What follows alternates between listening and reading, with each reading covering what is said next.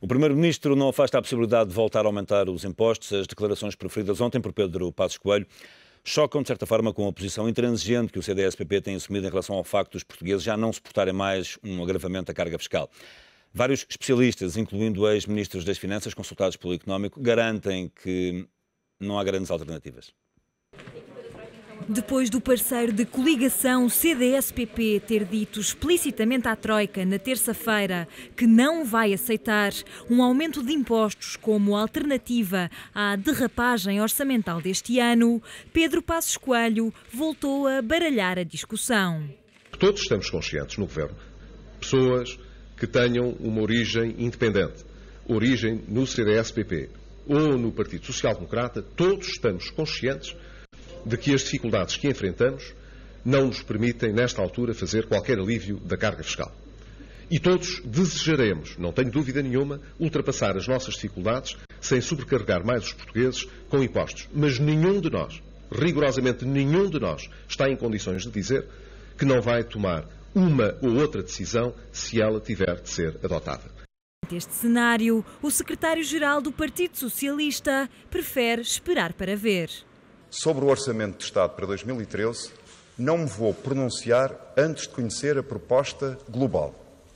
O Orçamento é um instrumento de uma estratégia.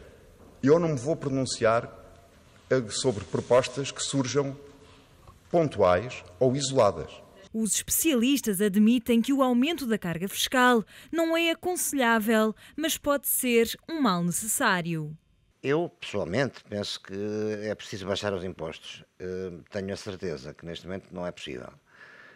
O Primeiro-Ministro sugere algo mais e que é, talvez, enfim, direto ou indiretamente, talvez sejam precisos mais impostos. É possível e lamentável que ele se venha a provar correto, o que significaria adiar mais tempo o crescimento da economia portuguesa, dificultar a recuperação do desemprego e talvez, antes pelo contrário, aumentá-lo.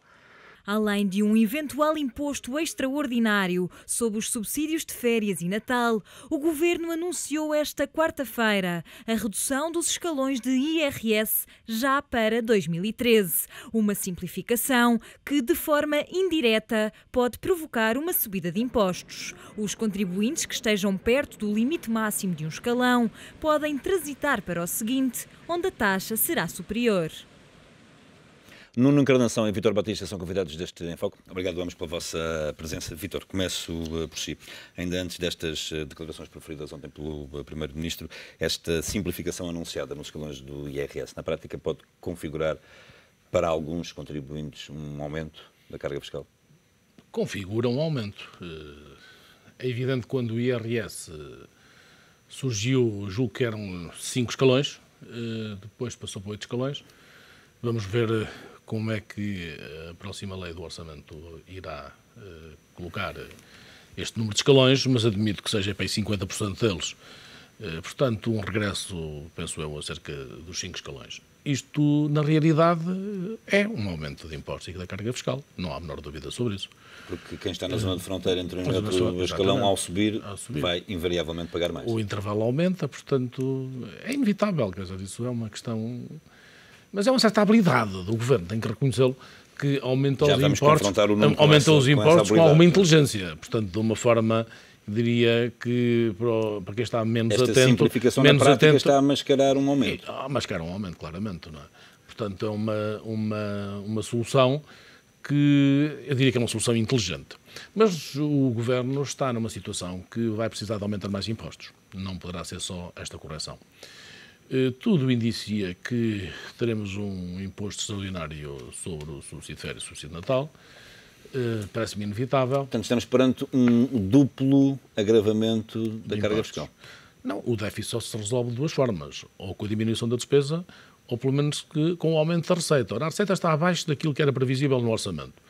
A despesa, a variação é nula praticamente. A despesa apenas desce no primeiro semestre cerca de 1,1 e resulta da questão do subsídio de férias e, portanto, resulta da massa salarial. A despesa é difícil de invertê-la. E invertê-la é sempre aquela questão... Não sei se sempre às rescisões de 50 a 100 mil funcionários públicos, eventualmente. Tenho dúvidas que o Governo tenha coragem para isso. O Governo não tem tido coragem para outras coisas e, portanto, terá coragem para isso, não acredito. Se calhar, para além da coragem, também não tem Não dinheiro, acredito, não acredito que tenha coragem para isso. Não, há aqui uma questão de fundo. E há uma questão política em que o atual Primeiro-Ministro, se for confrontado, e tem de ser confrontado com as declarações que fez em campanha eleitoral, com as declarações que fez já como Primeiro-Ministro, em que era um seguidor da Angela Merkel, nunca defendeu que o BCE comprasse dívida pública, porque o BCE, ao comprar dívida pública, emite moeda. Não estou a acreditar que vão aos mercados buscar o dinheiro. Portanto, foi sempre um defensor, aumenta a massa monetária, não. Era a lógica do Primeiro-Ministro. E tudo o que está a acontecer... Mas de acordo com as regras, aparentemente é isso que vai ser feito, porque o aumento adicional da massa salarial que vai entrar no mercado de fruto da compra de dívida vai ser retirado de outra forma, não é? É a tal esterilização. Parece-me que esta compra de dívida pública, no mercado secundário, eu há muito defendo isto, embora pense que deveria ser comprado no mercado primário. Isto é, não sei se aquele fundo de estabilização se fosse transformado em banco. Já hoje ouvi um professor de economia a defender isso, e eu penso que é uma defesa correta, porque se este fundo de estabilização fosse transformado em banco, poderia fazer a própria compra diretamente. E aqui há uma perda também da Angela Merkel. Há uma certa concessão, aparentemente, ou uma perda da Angela Merkel. Uma derrota. Portanto, há uma derrota, clara. Aparentemente, parece ser uma derrota. Agora, Mário Draghi tem-se revelado, de facto, um bom presidente do BCE, que era aquilo que o BCE não tinha anteriormente. E há, na realidade, há agora uma autoridade monetária. Na realidade, há agora... Com uma independência face ao Bundesbank e face à Alemanha, que não é muito comum nos últimos tempos, não é? Exatamente, não era muito comum. No Encarnação, recentrando agora aqui a nossa questão de novo nos impostos. Então o Governo anda aqui a fazer uma habilidade aos portugueses, diz que é uma simplificação, mas na prática... Está no programa do Governo que isto ia acontecer. A simplificação é reduzir para 3, 4 escalões no IRS e por isso estamos a cumprir aquilo que está no programa do Governo. E estamos a ir ao encontro daquilo que na Europa se passa, que é os escalões são mais ou menos isto, 3, 4, 5 escalões de IRS, naquilo que é a sua maioria, homogeneizando assim aquilo que é um país europeu e daquilo que se pretende a nível europeu. Mas depois também gostaria de comentar o seguinte... Portanto, não foi aqui uma medida feita a régua e esquadro. Há um programa de governo para se cumprir, temos 4 anos para executar, estamos no primeiro ano, no fim do primeiro ano, e por isso há mais coisas para executar e para cumprir. Sobre a questão do aumento de impostos, que o Dr. Vítor Batista diz que acha que é inevitável que haja aumento de impostos.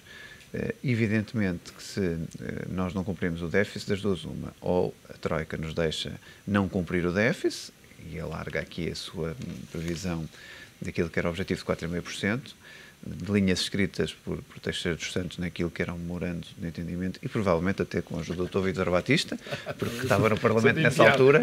Eu gosto de recordar porque foi das pessoas que mais defendeu o Dr. Teixeira dos Santos. E dos mais críticos também. Não, mas era dos mais críticos também. Mais defendia, como sabe, e dos mais críticos. Na parte de economia e finanças. Mas Teixeira dos Santos também está associado ao melhor e ao pior, não é? De resto até paguei por isso. Mas é que o Dr. Vítor Batista como sabe, paguei fatura por esse facto. Do memorando de entendimento. Mas isto só para recordar, e com a amizade, obviamente, que tenho pelo Dr. Vítor Batista, só recordar os velhos tempos que nós tivemos também na Assembleia da República e de Coimbra, que nós somos dois de Coimbra, não exatamente. Posso só isso. Mas isto para dizer o seguinte também. Na questão dos aumentos de impostos, o Primeiro-Ministro foi muito claro. O Primeiro-Ministro tem sido diferente dos anteriores Primeiros-Ministros, tem falado claro. Tem dito que não fala agora durante a avaliação da Troika, como também a Troika não fala, não profere nenhuma afirmação sobre aquilo que é a avaliação que está a ser neste momento. E tem dito que, sem dúvida alguma, que aquilo que a Troika nos exigir, o Governo não vai ter nenhuma espécie de dúvida se a Troika nos exigir mais, ou se tiver mais exigências de outra natureza. A Troika acho que tem sido muito compreensiva nesta altura, nesta avaliação. Tem ouvido todos os partidos, o Partido Socialista tem sido satisfeito das reuniões com a Troika, das últimas reuniões, pelo menos António José Seguro isso tem mostrado que a Troika tem ouvido mais, diz ele, António José Seguro. E por isso é um momento de avaliação, é um momento da percepção do que é que a sociedade pensa sobre este plano de ajustamento e perceber nos números o que é que está a correr bem e o que é que está a correr mal.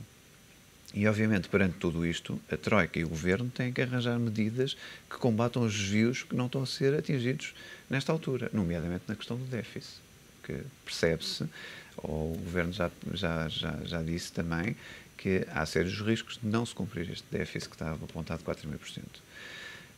E por isso, se tiver que haver algum aumento de impostos, o Sr. Primeiro-Ministro também já disse que não foge a essa questão. Agora, também diz. Mas isso configura ou não um fracasso para o Governo? Não é fracasso. Vamos lá ver. Naquilo que é a diminuição da despesa pública, que era a assunção do Governo, a obrigação do Governo de ter a diminuição clara da despesa pública. Na questão de continuar a incentivar as exportações e, claro, aumento das exportações. Tem corrido bem.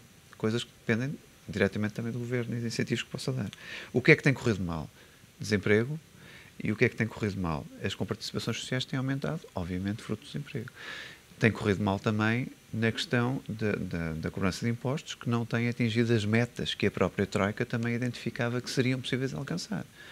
Por isso, aquilo que dependeu exatamente do Governo, os senhores têm que fazer um esforço no controle da despesa pública, naquilo que é a vossa despesa pública, diminuição, cortar gorduras, o Governo tem feito isso. Aumento de impostos que foram também traduzidos num próprio memorando, que havia previsão de aumento de impostos e aumento do IVA, das receitas do IVA. O Governo aplicou a medida que estava acordada, por assim dizer, e não teve os resultados que eram expectáveis, tanto do Governo, por parte do Governo, como por parte da Troika. Por isso, só há uma maneira de resolver. Entendam-se a Troika e o Governo como é que nós vamos sair desta situação. Se damos mais folga, não querendo ter aquela ideia socialista de Pedro Nuno dos Santos, que é o não pagamos, que era uma ideia sui generis que também havia, mas acha que e graçava no Partido Socialista há uns tempos atrás. Mas a tese do Partido Socialista de que é necessário pelo menos mais um ano é válida para si? Mais um ano significa mais dinheiro. Isto é tão claro como água. Mais um ano significa mais dinheiro. E aquilo que também dizia a peça, especialistas contactados pelo Diário Económico e pelo Económico TV, é que não há alternativas a isto. Não há. Quer dizer, por mais que nós puxamos por soluções, não há. Eu também acho interessante, por exemplo, ainda António José Seguro agora resolve bater na tecla de que se deve baixar o IVA na restauração. Eu acho que nós não devemos estar a pensar naquilo que apenas queremos, é o que é que podemos realmente fazer. Por isso, se nós perdemos essa receita, devemos ter outra em algum sítio qualquer. Se nós perdemos a receita dos 2.000 milhões, fruto do parecer Tribunal Constitucional, fruto da contestação de alguns deputados do Partido Socialista e do Bloco de Esquerda naquilo que era o corte de subsídios, o Governo tem que encontrar uma alternativa com a Troika para combater essa perda dos 2.000 milhões que não se podem... Mas Nuno, eu já lhe volto a passar a palavra. Vítor, aqui numa avaliação mais política, enfim, desta conjuntura.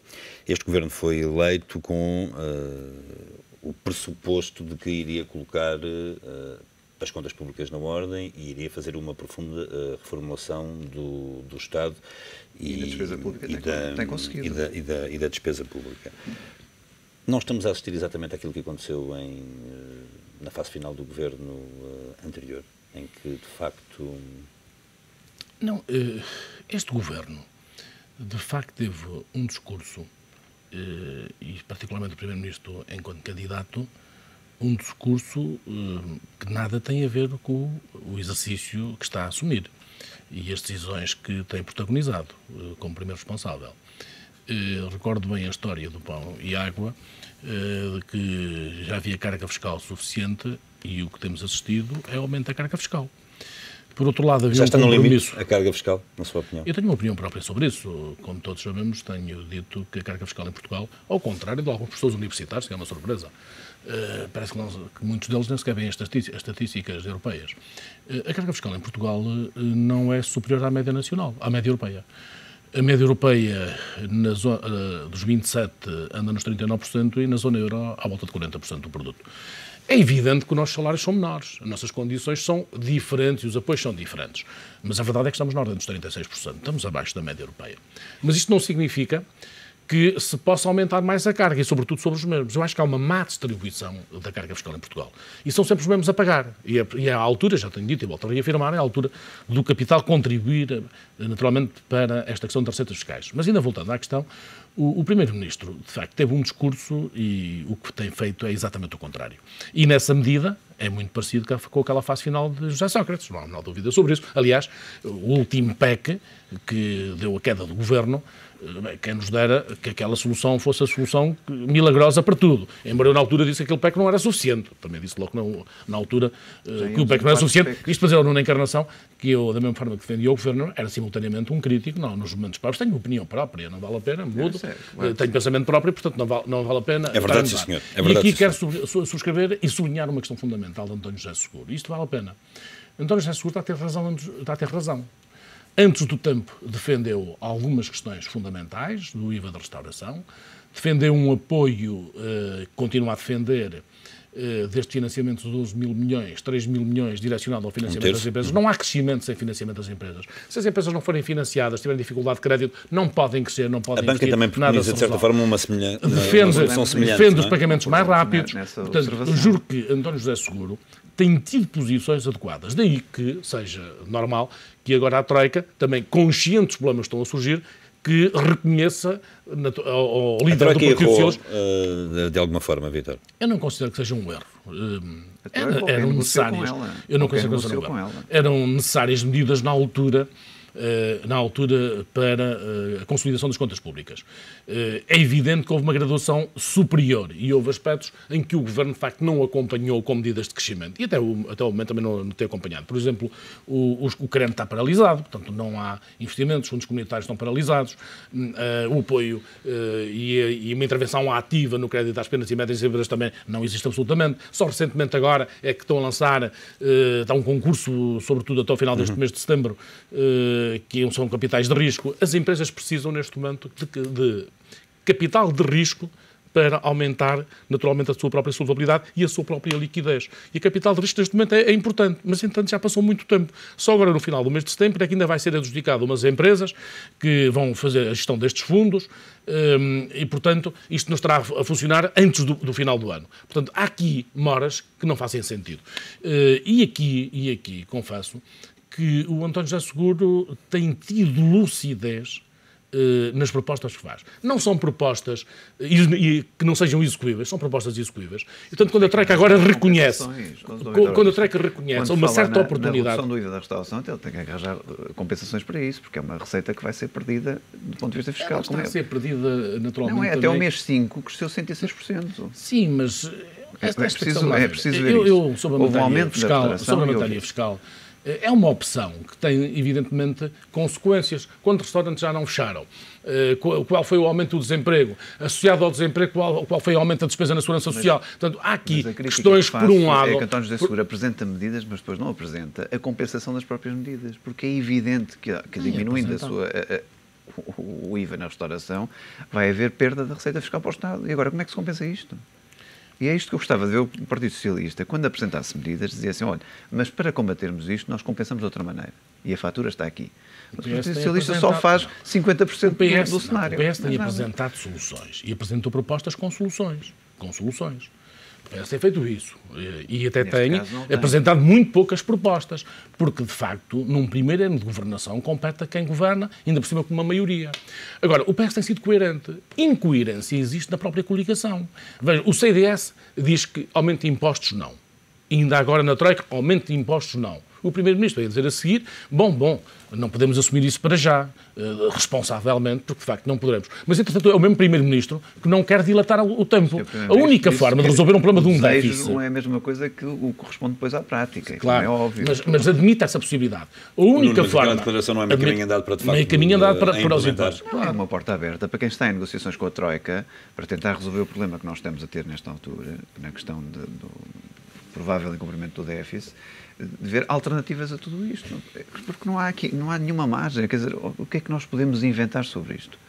Quando nós não atingimos o déficit, só há duas vias. Ou nós temos que cumprir o déficit, 4,5%, e arranjamos mais medidas que consigam captar mais dinheiro para... Mas a sua opinião é assim tão grave deslizarmos um ano? O Sr. Primeiro-Ministro também já disse que nós estamos no limite superior das nossas capacidades de esforço. O Sr. Primeiro-Ministro já disse isto também várias vezes. Atenção, já disse isto várias vezes, diz que os portugueses têm feito um sacrifício imenso.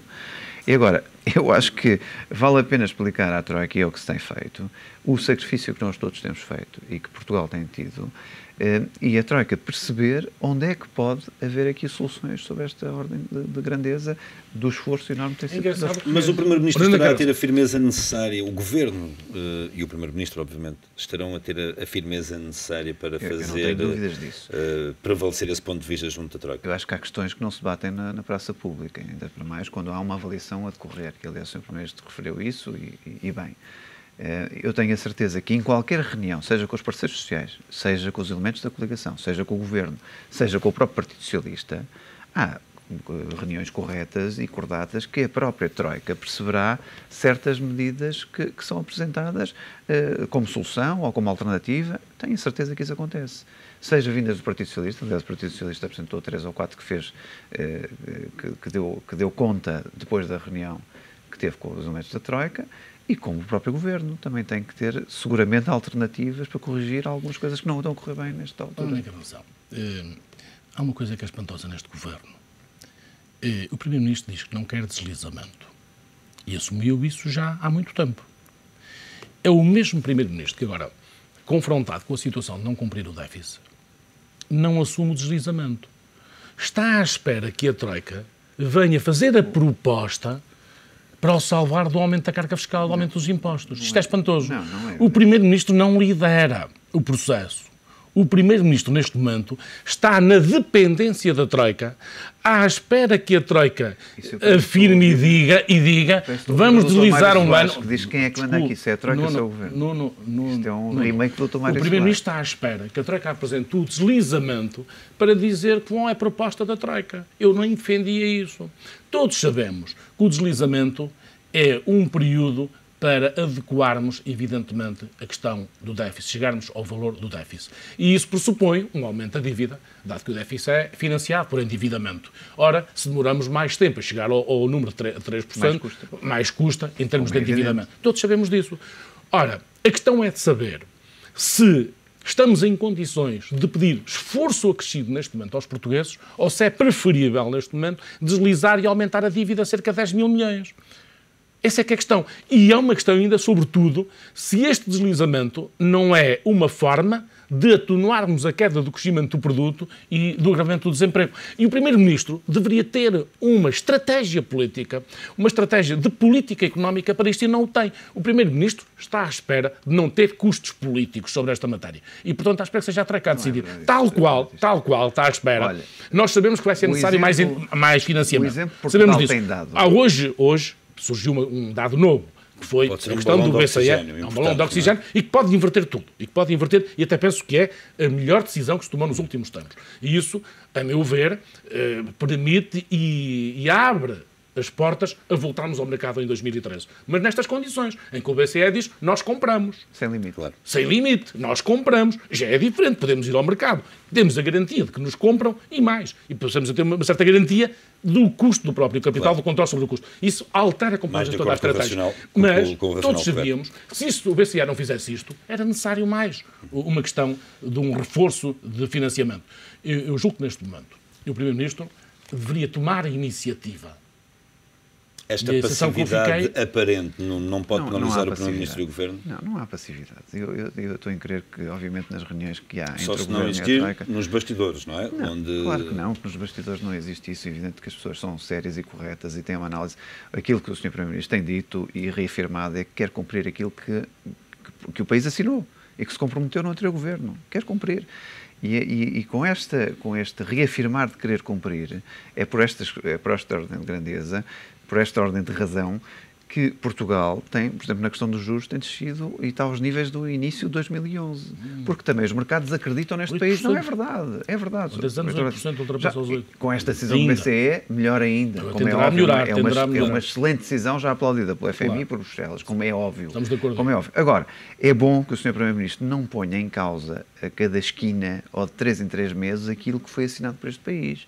A dizer, olha, nós, passado um ano, achamos que não podemos cumprir. É bom que isto se perceba. Mas o próprio memorando tem implícita uma avaliação e uma adequação dos pressupostos do memorando à conjuntura e à realidade. Por isso é que eu digo que esta avaliação é... Essa avaliação adequada à realidade pode significar que Portugal cumpriu tudo, mas que devido a fatores exógenos é necessário alterar e eventualmente com mais um deslizamento. Por exemplo, é uma boa conclusão que a Troika pode fazer todo sentido, desde que a Troika conclua isso.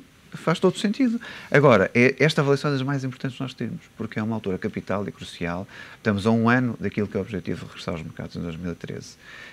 Temos a questão do déficit para corrigir e para cumprir. E temos que dar este exemplo lá para fora. A Irlanda tem se situado no cumprimento como um grande exemplo de cumprimento dos seus ano, Portugal tem sido apontado também como um excelente exemplo de cumprimento daquilo que tem sido os seus objetivos, não falando sequer da Grécia, que é um caso à parte, como é óbvio, que ainda está para resolver. E por isso, vamos manter esta toada, que é o que interessa, do ponto de vista da confiança dos mercados no mundo e na Europa, e na confiança que tem tido em Portugal. Isso reflete-se na questão dos juros. Nós temos de terminar. Isto lembra-me, em termos futebolísticos, uma coisa muito simples. Aquele defesa que marca o gol da própria baliza. Meus senhores, muito obrigado a ambos. Muito obrigado a ambos pela vossa presença. É sempre um prazer tê-los aqui. Amanhã outro tema estará em foco.